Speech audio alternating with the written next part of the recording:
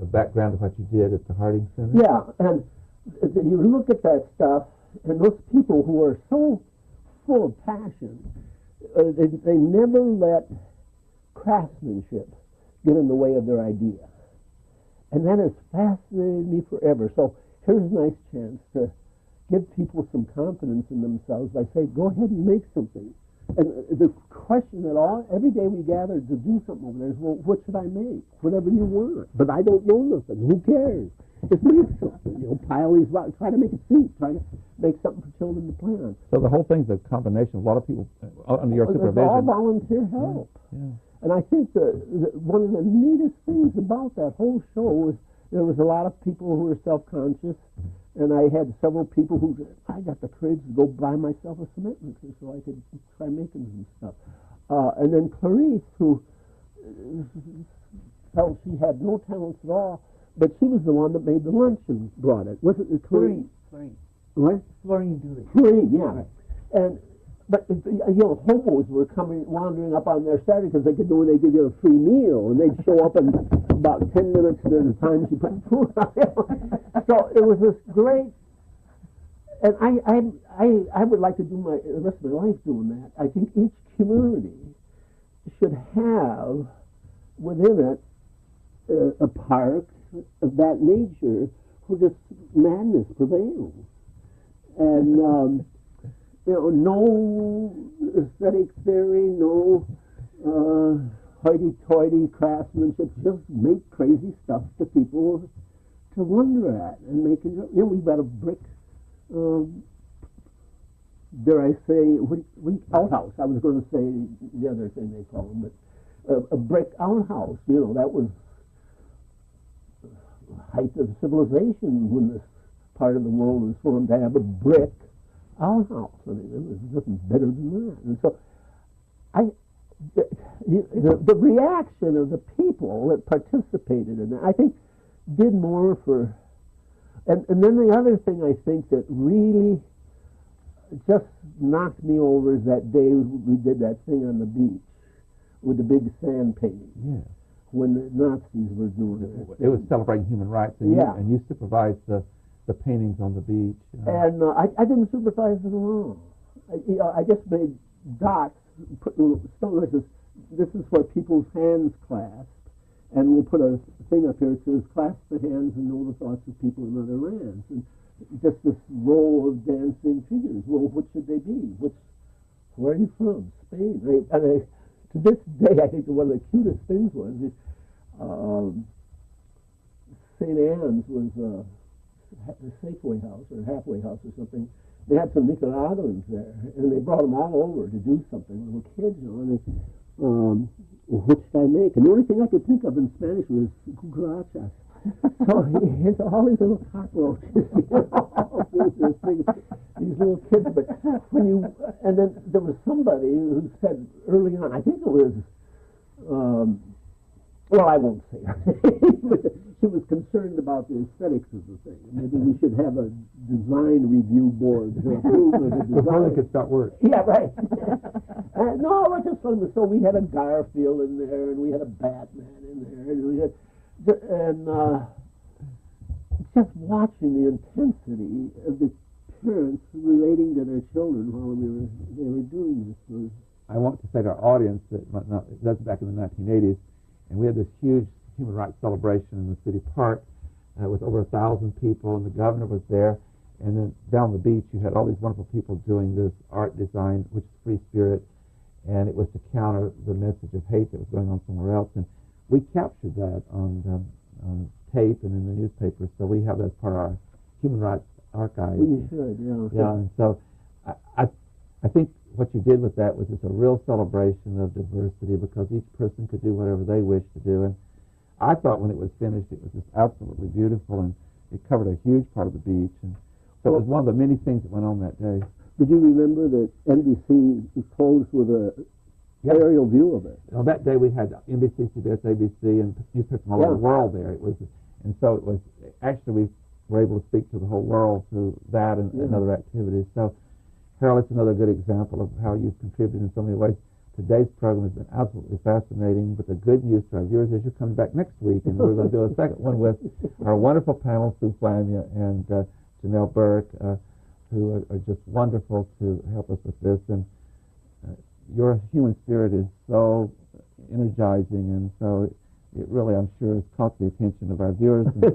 And we always love to see you, and we appreciate all the work you've done, including I have that poster framed at my home that talks about is the First Amendment dead, and then you put censor across it, and it's one of my treasures. Ladies and gentlemen, I hope you'll be with us again next week at this same time, when we will continue our interviewing with this remarkable artist, Harold Blaze. Until then, please have a good week. I am Tony Stewart.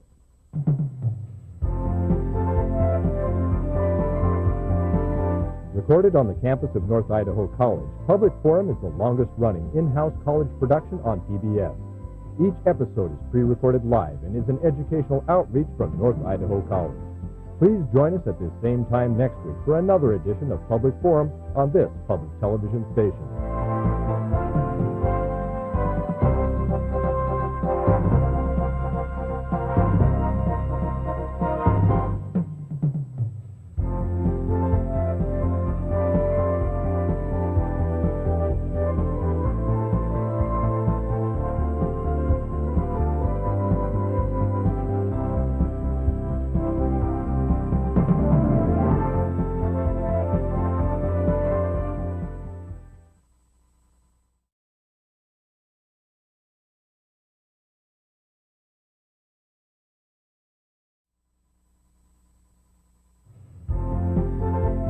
Welcome to Public Forum, a community outreach program produced at North Idaho College on the shores of Lake Coeur d'Alene.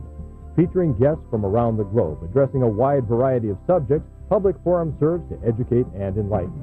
Please join host and moderator, political scientist Tony Stewart, in welcoming today's guest. I wish to welcome you back in part 2 of our 2-week series with our wonderful friend, an artist, and I think last week's program was a great illustration of understanding the freedom of art. And I welcome back to the program our great friend Harold Blaze, and I certainly can say that with his work throughout the Northwest that he's one of the most prominent artists in our whole region, and he is just so gifted. And welcome back. We had a great time last week, and we look forward to further discussion of your work and your concept of the arts. And I'm so pleased to welcome 2 panel members. First of all, is Janelle Burke, who's an attorney in the state of Idaho, and has been on this program for over 30 years as a panelist. And our good friend Sue Flamia has joined us today. And I have to say about Sue Flamia that she is, in my view, the #1 patriot of the arts in our whole region. And because of her and her late husband, Pat Flamia, and all, with some other friends, they really started something that's remarkable called Art on the Green. It's held at North Idaho College at the end of the summer. Over 50,000 people visit for that. And she's also an attorney and has a prominent practice. And Sue, thank you for joining us today, and we do commend you for all your dedication to the arts. Thank you so much. It lives very much because of you in our area. And with that, I'll turn to Janelle Burke for the first question. Well, I have just a comment before the first question, and that is that we're all among friends. Sue has been my longtime friend and mentor, and Tony, of course, and Harold. So we were talking last week about the freedom of art and some of those issues, but one of the things that's important in our lives is the art work that we are surrounded with in our homes and also in public places. So I want to give you an opportunity to comment on public art and the importance of that in our lives. Yeah, it's the only thing we know about all of the generations that have gone before us. The thing we would come to call art, that they produced. Anybody who didn't produce anything, we don't know anything about. That's just a very simple fact. And I think there's an anthropologist. There was one culture in Africa named the Ik, that never produced a damn thing. And but we know about them because we've got cameras now. But the long and short of it is, there's something in our species that just wants to ornament its world. Sometimes it was just only ourselves. And I have the most marvelous book on Africa of some people getting ready for a dance. And there's these 2 men decorating each other with white chalk, I suppose. It's spittle and chalk. And this one man is holding the other's private places, putting little rings around it, you know. And it's something so far out. But what a wonderful thing to be able to do, to decorate each other in such an intimate way and not have a committee down your neck, you know. Public art is a very special case, and I think it requires kind of special people to do it. One of the things that came out of the 40s and the Bauhaus and freedom of expression and all of that was the notion that self-expression is art. Well, it can be a part of art, but self-expression is therapy. And all great art, since day one, still has to somehow respond to a very wide spectrum of people. One of the first really great experiences with Pat and Sue is we went to visit them in Spain, and we went over to the Prado.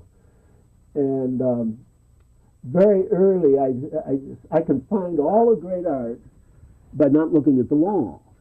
I can just walk around and see where the floor has been replaced or is worn out, and look up, and that's where the great art is. I mean, it's just, this is nice and that's nice and this is nice, but every now and then there's something that just grabs everyone. The Pieta is one. I'm an atheist, but some of this religious art is just, Rosemary and I just sat on the floor in St. Peter's and cried, it's just unbelievable. And it has to do with, ideally, all of the great art in the world has been produced by internally disciplined people. But the really great art has been produced by internally disciplined people who are willing to accept others' disciplines and see the importance of community and producing ideas that respond to or resonate with many, many people. I think that's just tantamount. And there's one thing that bothers about what I'm doing myself is that because I moved away from figurative things. My things are figurative in that they sort of look like a figure. But there's something about making a connection to a human being that resonates with more people than what I produce. I know that. And how I deal with it, I may go back to working with the most public art, there's a format now. The Democrats went and produced the NEA and these art organizations that fund art. And that's usually in the form of a percentage, 0.5%, 1%, of capital expenditures that any public entity makes will go into some sort of enhancement, whether it's murals or something. And a competition is held. Artists are free to submit their work for consideration by a jury. And they go through a process of local citizens and experts to decide on the nature, whose piece is going to get commissioned. That is subject to all sorts of things, as we know any committee procedure is. But by and large, I think it's a very great success. Seattle, for example, sells packages, especially in the Orient, to people who come to look at their public art collection. I mean, it's a great boon to their economy in Seattle, the museums and so forth. So it has many ripple effects aside from the object that gets put. And like everything else, there's always people who object to whatever is done, no matter what it is. It ain't easy. It ain't easy. And when you get officious bureaucrats involved, then it really gets dicey. And then the unions, some of the labor unions get very upset with somebody showing up on a great public project, which, like General Service Administration projects, have a flat union thing. And when I get a commission to do a piece of sculpture, I have to sign documentation that the store I buy my materials and supplies at is a union shop, and that the materials I buy were produced by, even the sheets of steel have to have been produced. So, I've broken. If somebody wanted to put me in jail, I'd be there tomorrow. Because how can I go through all that trouble to find out these nails I bought?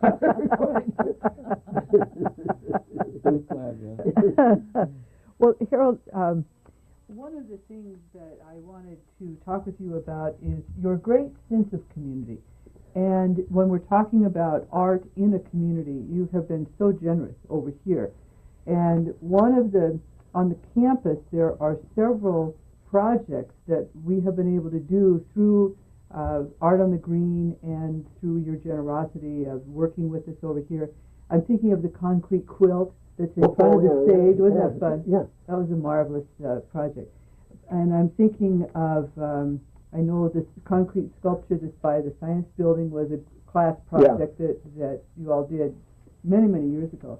But I'm also wanting to focus on the Harding Family Center, because that is a result of thinking together, and we had all the staff over at Harding, plus you and Tommy Griffin and Patrick and I and Alan Dodge and other people just working together. So we had the artists, so we had a fabulous focus on the arts with all the technical expertise, plus the administrative types, such as I am, and Mary Lou Reed and so on.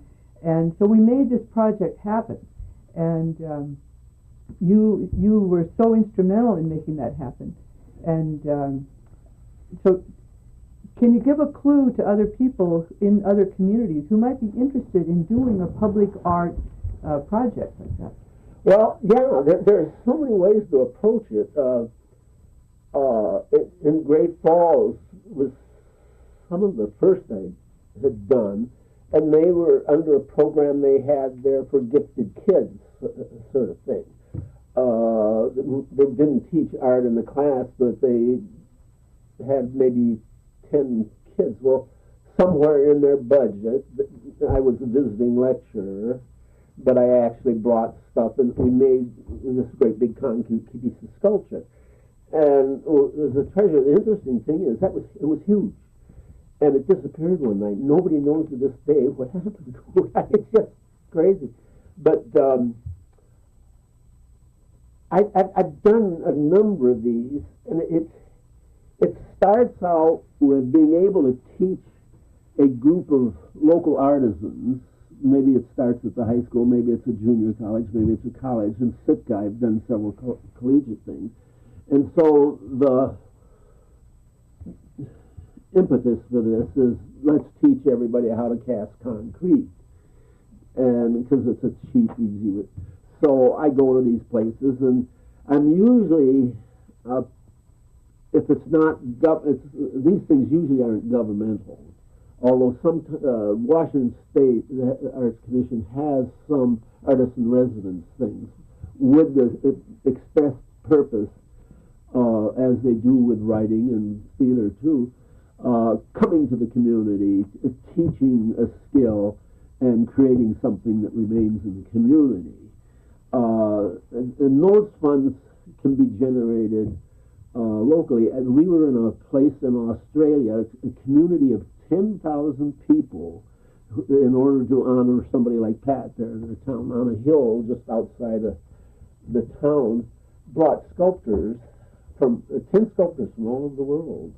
And this community of 10,000 people raised something like $30,000. They paid everybody average month wages for a blue-collar worker in Australia. And they were there on this mountain hill creating this wonderful sculpture garden And I happened to be there while they were all in work. We needed some interpreters, of course, but it was a once in a lifetime opportunity. And I've been, the Cheney Coles Museum has been speaking of having a sculpture garden.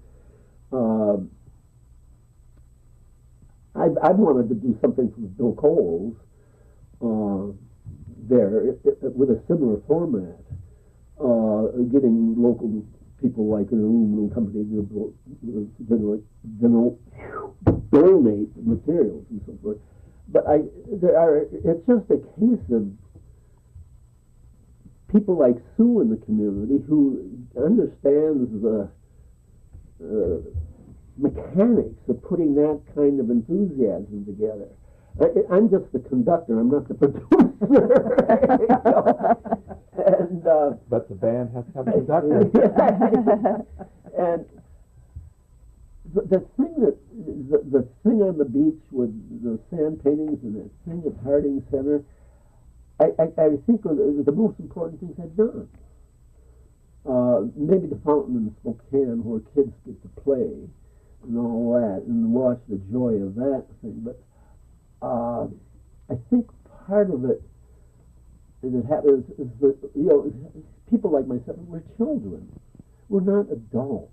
We never grew up. That's good. And like the band, when we started making that thing at Harding, it was everybody there that took the initiative still had this. We all knew that children liked hidey holes. Yeah. When you get children want little hidey holes, little things to discover where that squirrel can go. And so you connect with them. Yeah. We don't want to show, we got some time left, but we want to show one of your works, and I want to introduce it by saying that we had a celebration this year of the beach and the Rose Garden for the Coeur d'Alene tribe, and then